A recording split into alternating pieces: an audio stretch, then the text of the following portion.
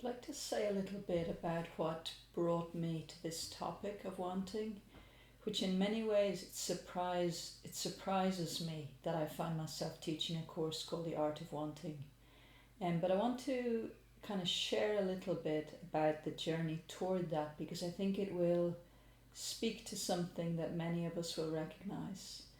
And I could say in a way that I lived without much sense of the value of wanting as an energy. That certainly would have been my experience for many decades.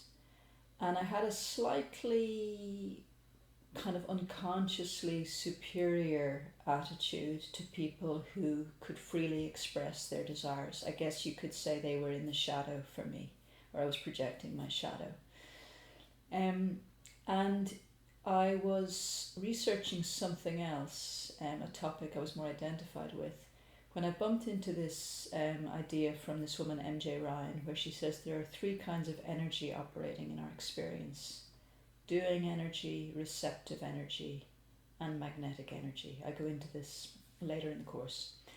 And it was really the first time in my life I had seen or been, maybe I was available to understand, oh, wanting is an energy that can activate our lives. Now, I know that's incredibly obvious to a lot of people, but I think there are some of us who have not developed a natural support of our inner wanting.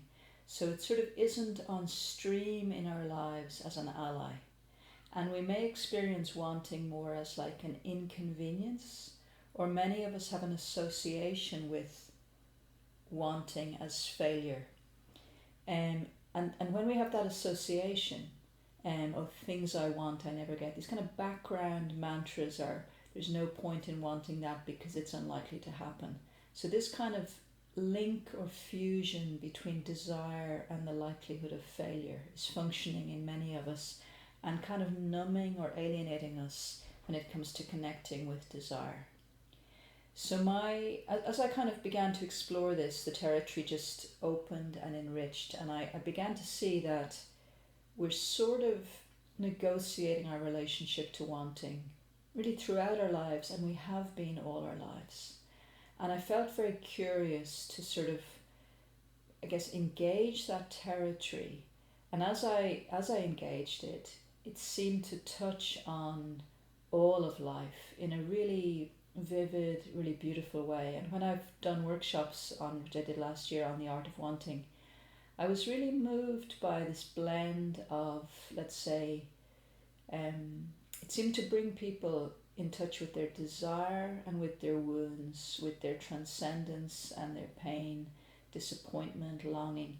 So the richness of the journey that longing can bring us on is really infinite, because there are so many doors to open and there are so many parts of ourselves to visit and also to share with one another.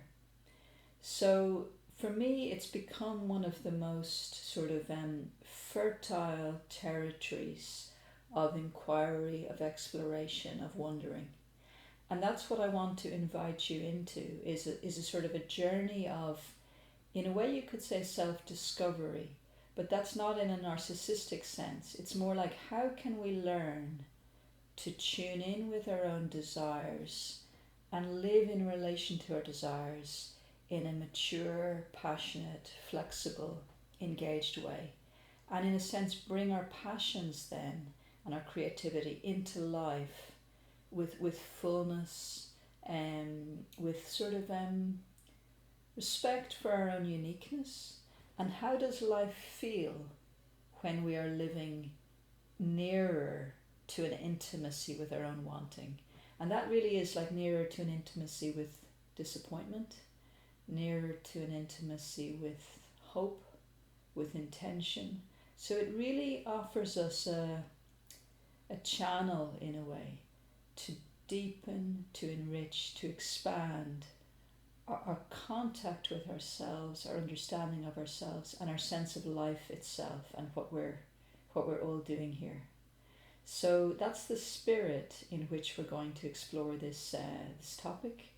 It's not a course about, you know, manifesting your first million. um, and yeah, so that'll give you a sense of how I see this space, how I see the time we're going to spend together.